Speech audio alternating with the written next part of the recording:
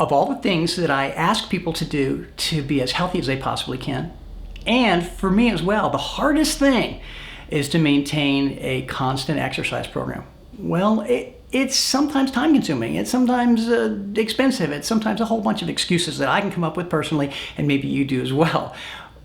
The deal is, the latest research, and I mean this is hot off the press, we've known this for 20 or 30 years, but the latest research from the University of California at San Francisco, and from the British Medical Journal as well, shows that it's not how long you exercise, but how hard you exercise. It's intensity. So, and we know this about life, no pain, no gain kind of thing.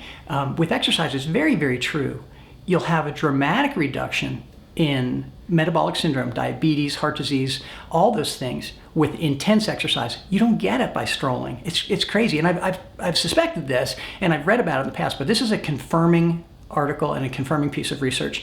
If you work hard, you get your target heart rate up to the point where you're about 80% of your max, 70% of your max, then you're going to wind up with a dramatic reduction in your risk of heart disease, cancer, all the bad things that come with metabolic syndrome.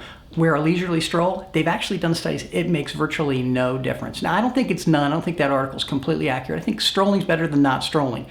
But if you can be intense, in other words, go as hard as you can go until you just really can't do it anymore, then back off. Until you feel like you can go hard again, then go hard again. About 20 minutes of that interval exercise is more than adequate to give you all the benefits of a whole hour of strolling or just kind of easing along. So intense exercise is the thing.